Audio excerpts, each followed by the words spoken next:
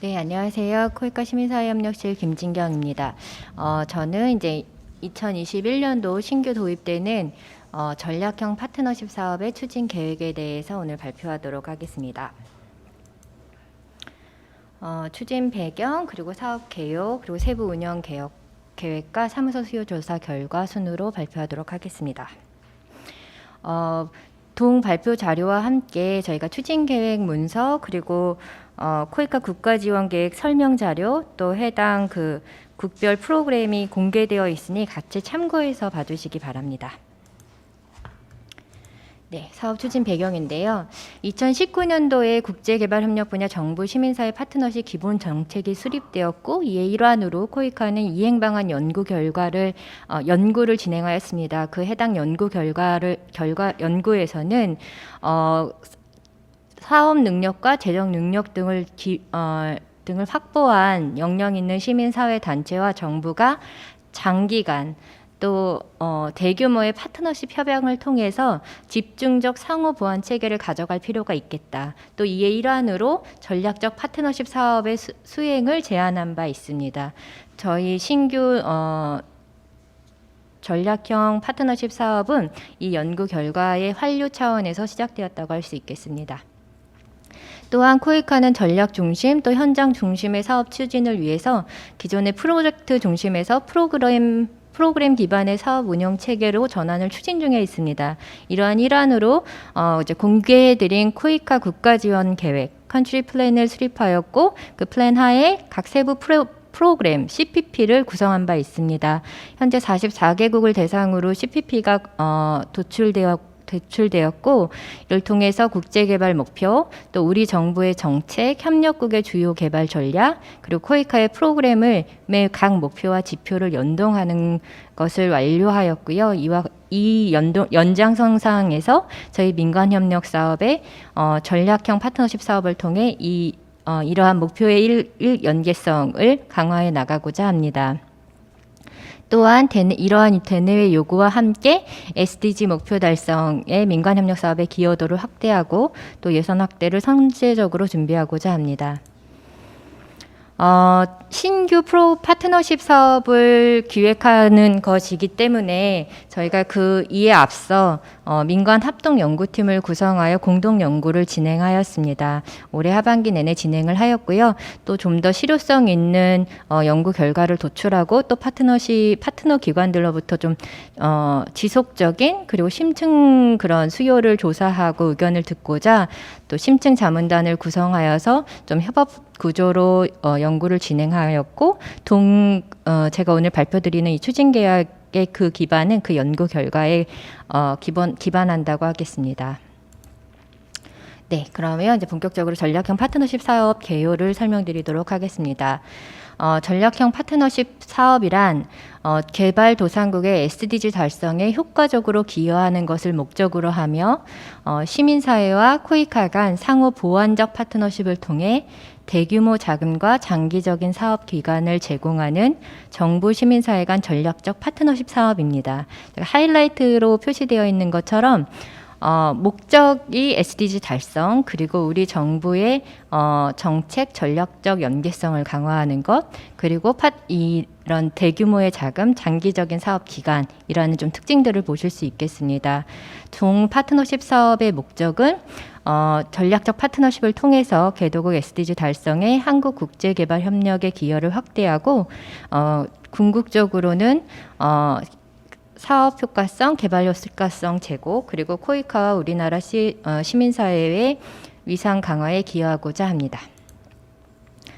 사업의 성격을 말씀드리도록 하겠습니다. 사업은 앞에서 노대영 과장님께서 저희 이제 시민사회협력실 소관의 사업들을 구분하여 설명해 주셨는데, 저희 이제 파트너십 사업 중에 최고 단계의 파트너십 사업이라고 할 수 있겠습니다.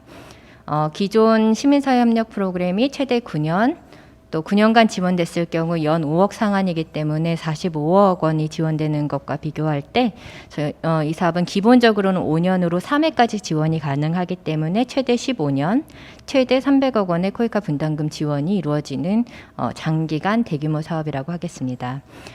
또한 기존 파트너십 사업이 커뮤니티를 중심으로 좀 프로젝트 단위의 단기 성과 또는 아웃풋 또는 뭐 단기 아웃컴의 목표 달성을 목표로 추진된 것과 비교하여 정부 정책과의 높은 정합성 그리고 코이카 컨트리 플랜과 직결된 사업 그리고 프로그램 단위의 사업 추진에서 기존 사업과 차별화되어 있습니다. 공개 드렸던 그 추진 계획 안에 첨부 자료를 보시면 시민사회 협력 프로그램과 이제 전략형 사업 간에 비교해 놓은 표가 있어서요. 같이 보시면 조금 더 이해를 하실 수 있으실 것 같습니다. 그래서 전략형 파트너십 사업은 OECD 다학 회원국이 좀 시민사회와 추진하는 포괄적 협약 방식의 사업이라고 하겠습니다. 네. 계속적으로 제가 반복해서 강조드렸던 부분들 중에 하나가 동 파트너십 사업은 정부의 정책과 전략 목표와의 연계, 정합성 이런 부분들을 강조해서 말씀드렸는데요. 지금 이제 나열된 계획, 기본법, 정책, 목표 이런 부분들이 저희 전략형 파트너십 사업이 연동되어 있는 이제 계획과 전략과 목표라고 하겠습니다. 눈여겨 보실 부분들은 신북방, 신남방 정책, 그리고 취약국 전략, 또 CPS, 또 코이카의 전략들. 코이카 전략에서는 앞에서 말씀드렸던 코이카 컨트리 플랜, 그 컨트리 플랜 하에 주요 프로그램들이 국별 구성되어 있기 때문에 CPP와의 직결이 굉장히 강조되어 있습니다. 이후에 말씀드리겠지만 이제 국가의 경우에도 기존에는 OECD 다학 수원국 리스트에 포함되어 있다면 국가 선정이 가능했습니다만 본 사업 같은 경우에는 중점 협력국과 코이카 CPP 수립이 완료된 국가에 한정하고 있습니다. 또 중점 협력국은 이제 내년 1월에 발표 예정인 그 3차 목록을 기준으로 합니다. 네, 중점 사항은 앞에서 말씀드렸던 것처럼 이제 파트너십 사업은 정부와 시민사회의 파트너십을 통해서 정부 정책과 전략 목표의 달성에 기여도를 제고한다라는 것에 방점이 있기 때문에 그런 저희 코이카 CPP의 목표와 지표가 모두 연계되어 있는 것이 좀 특징이고 구별점이라고 하겠습니다. 네, 전략형 파트너십 사업에 이제 앞에서 저희의 사업의 성과나 특징 또 기대 성과 부분들을 말씀드렸고 이후에 이 파트너십 사업 자체가 추구하는 성과 목표를 말씀드릴 텐데요. 그것은 이 이제 변화 이론도에 기반해서 도출되었습니다. 이건 참고해서 보시면 될 것 같고요. 장기간 대규모의 지원이 이루어진다고 해서 자동적으로 달성되는 것은 아니겠으나 이 사업 자체가 추구하는 바는 우리 정부 또 협력국 정부의 개발 정책 전략 목표 달성에 직접적인 기여도를 제고하겠다. 그리고 이것을 통해서 우리나라와 시민사회 위상의 강화 또 SDG 달성에 기여하는 것 그런 순서로 봐주시면 되겠습니다. 네, 전략형 파트너십 사업의 이제 성과 목표와 지표인데요. 이것은 기존의 사업이 아웃풋 그리고 단기 아웃컴 중심의 목표 달성에 집중되어 있다면 목표 달성을 타깃한 사업들이었다면 전략형 파트너십 사업은 장기 그리고 임팩트까지 보는 것을 목표로 합니다. 그렇기 때문에 장기간 대규모의 지원이 필요하다라는 논리이고요.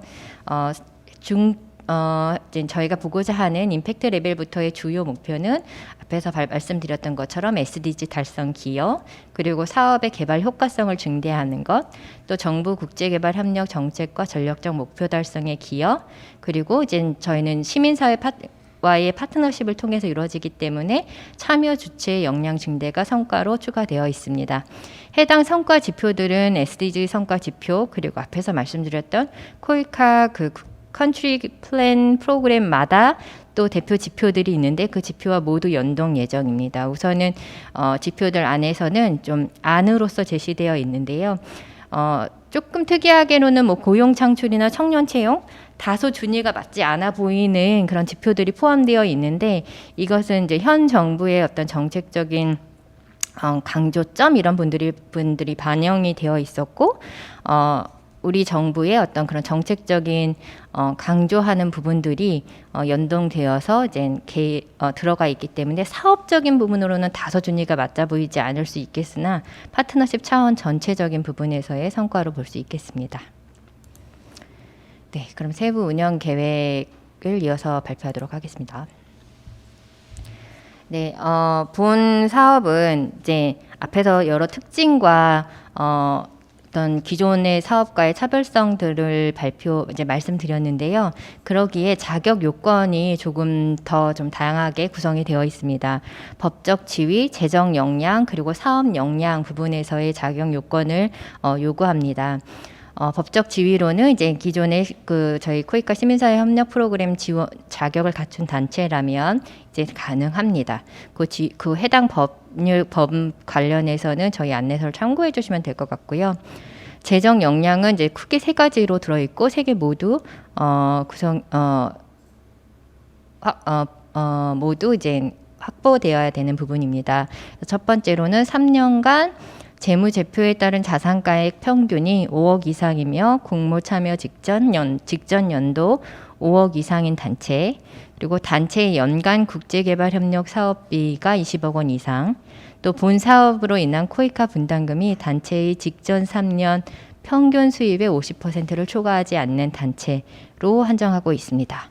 또한 사업 경험도 2개 사업 이상, 이제 시민사회 협력 프로그램 과 국제질병퇴치기금 사업을 모두 포함하여 2개 사업 이상, 총 사업 수행 기간이 5년 이상 수행한 경험을 갖춘 기관에 한합니다.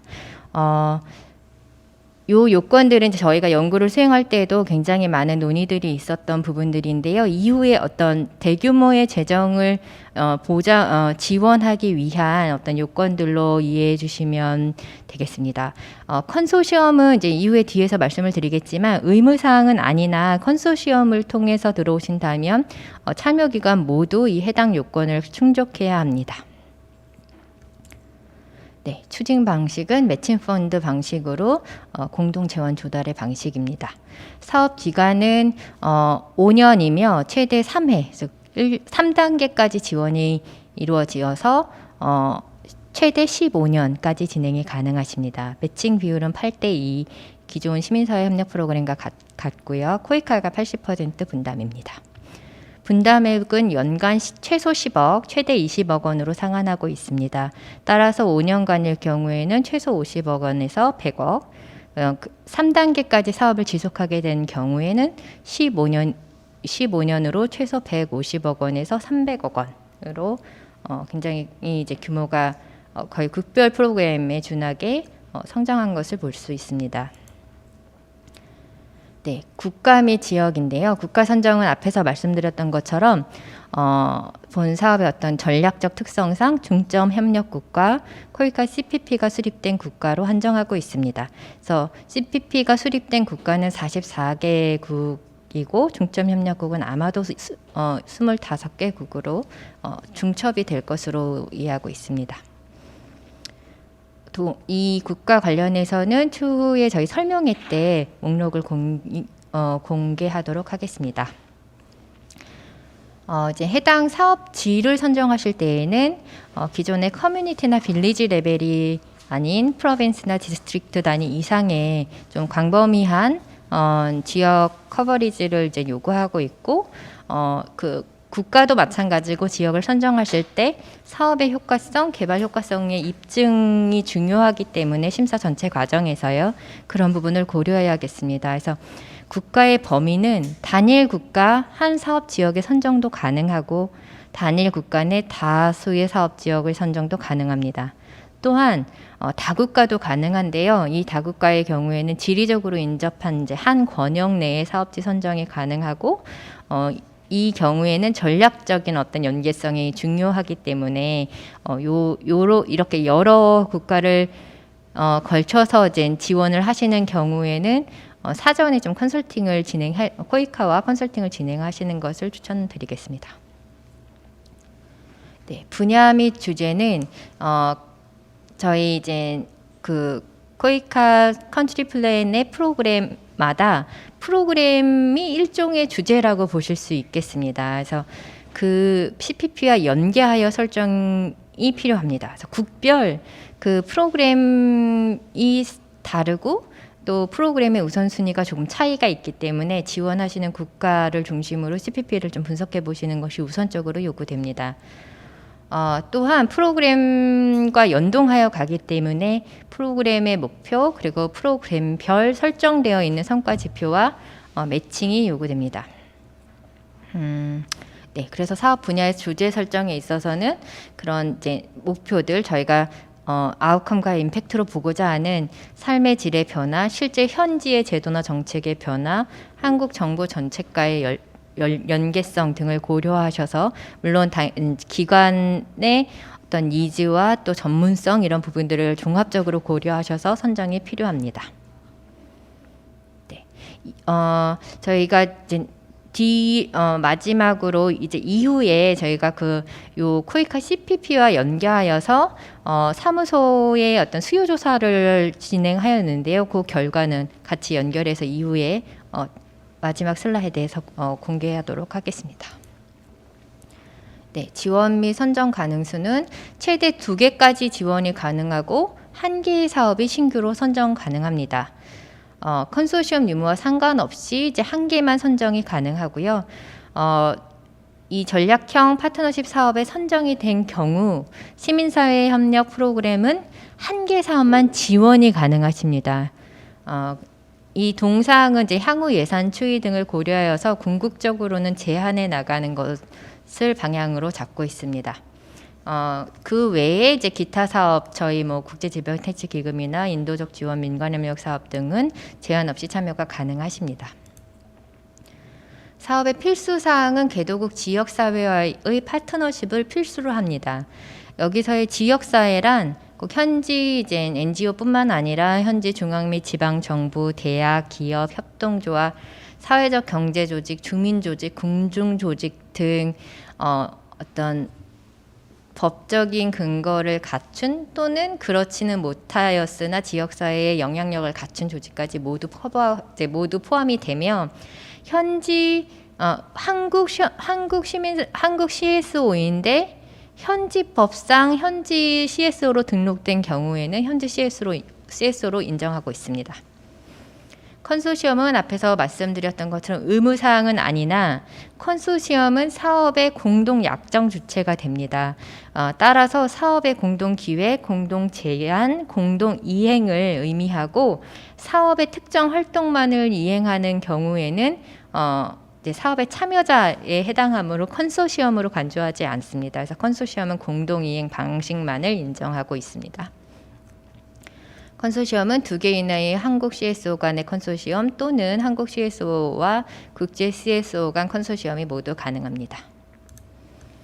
네, 공모는 우선 2021년도 파일럿으로서 1차 공모를 시작할 계획이고요. 일정은 1월 설명회를 시작으로 주제별 프로그램 공모가 시작되기 전까지 신규 사업 선정이 목표입니다.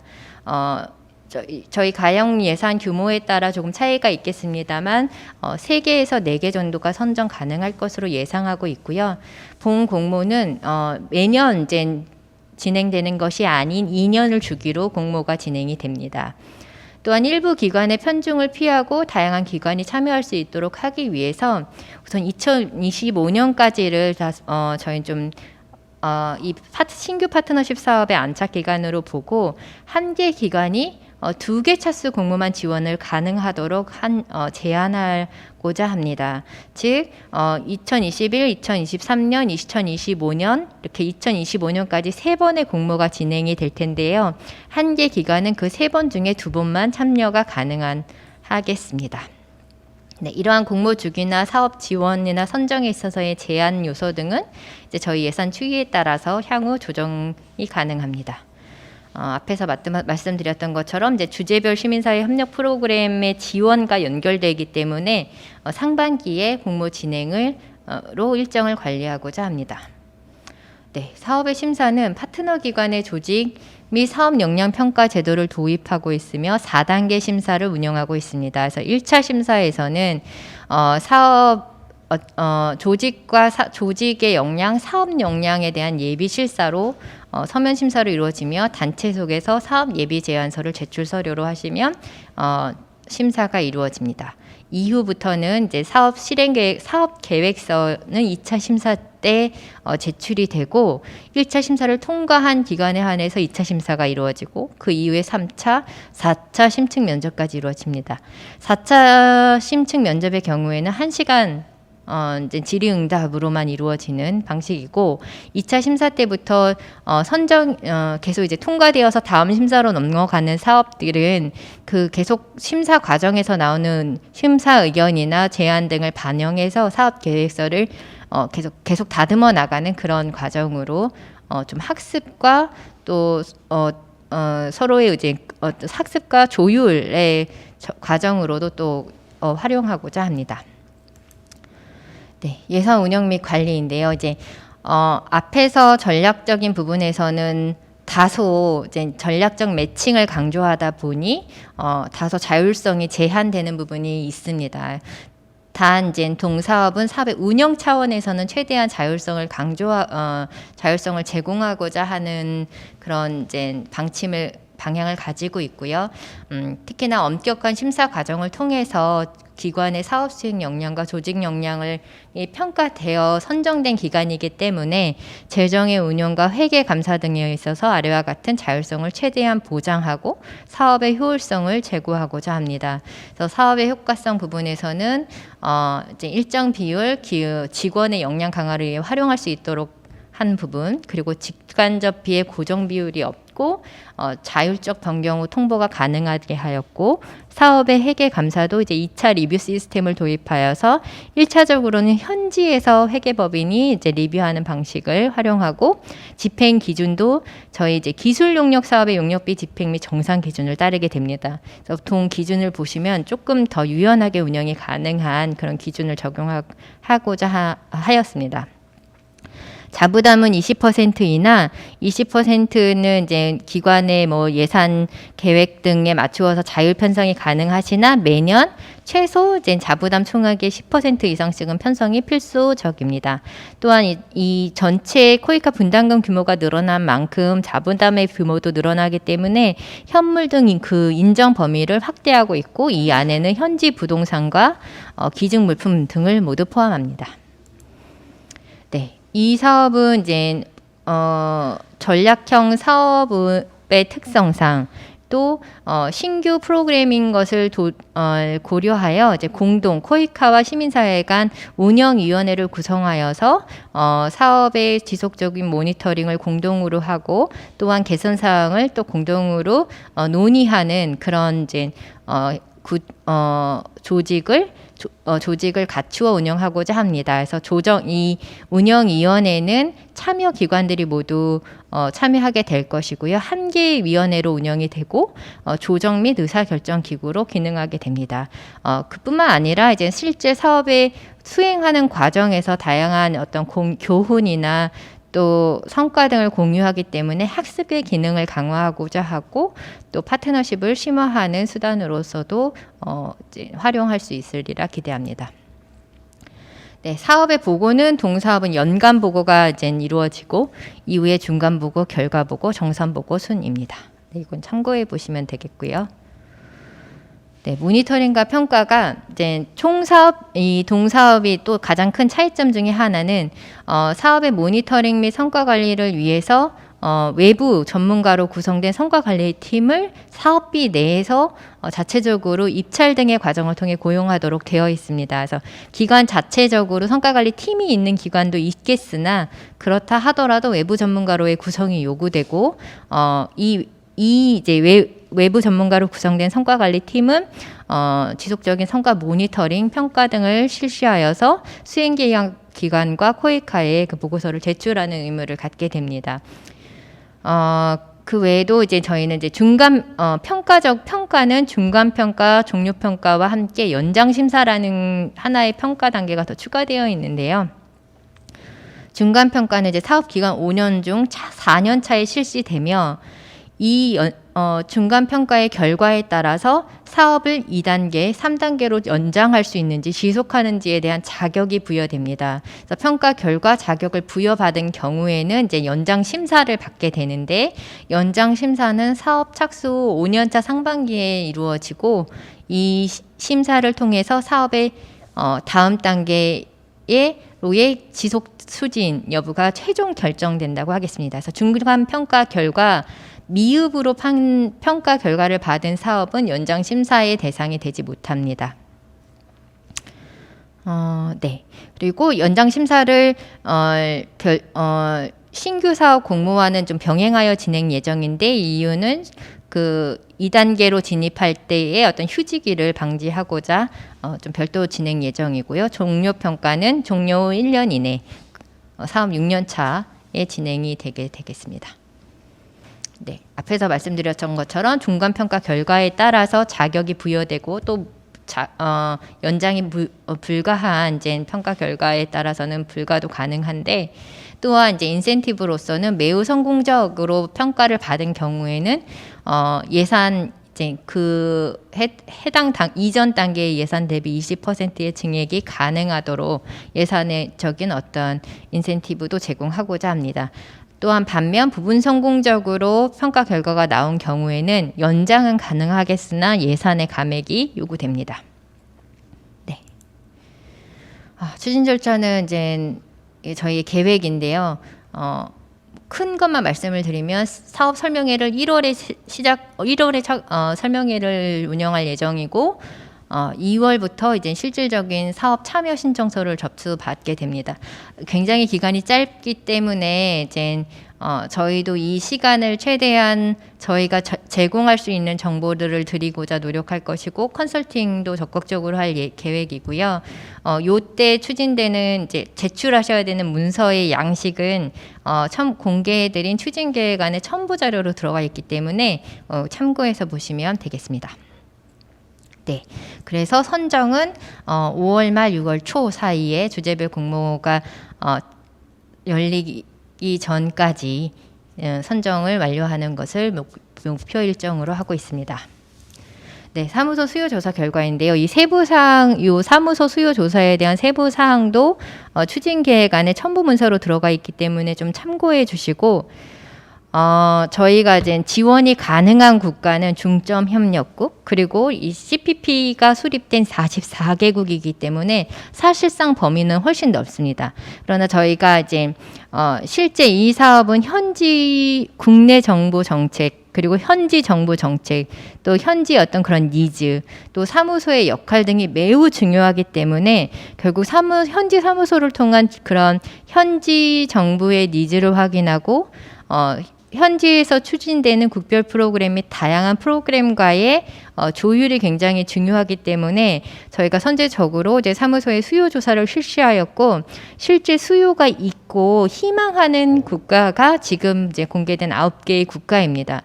9개 국가만 지원 가능하신 것은 아니겠으나 이제 그만큼 해당 이제 국가들이 사실은 이제 그런 현지의 니즈나 이런 부분들이 많이 있다는 것을 보여주는 것이기 때문에 주요한 참고 자료로 활용하실 수 있겠다고 생각합니다. 그래서 각 국가별 이제 그 주요 프로그램 중에 우선순위를 두고 있는 프로그램을 지금 연계 CPP로 각 국별 제시해 주셨고요. 이 프로그램이 민관협력사업과 연동되어서 진행이 되면 이상적이다라고 사무소에서 의견을 주신 사항이고, 각 프로그램별, 즉 이것이 저희 기존의 시민사회 협력 프로그램은 주제에 해당하는 것일 텐데요. 각 주제별 연동된 성과 지표들은 이런 것들이 있기 때문에 이 지표들이 결국 제안하시는 사업의 아웃컴 또는 임팩트의 지표로 연동되게 될 예정입니다. 이후 이제 여러 관련된 자료들을 보시고 특히나 이 이제 수요조사 같은 결과의 경우에는 저희가 이제 자료의 양의 한정이 있다 보니 다 이제 보여드리기가 어려웠기 때문에 관심 있으신 분들은 좀 의견을 문의를 주시면 저희가 답변을 드릴 수 있도록 하겠습니다. 네, 그럼 이어서는 저는 여기까지 발표를 마치고 이어서 김경렬 과장님께서 성장형 파트너십 사업에 대해서 발표하도록 하겠습니다. 감사합니다.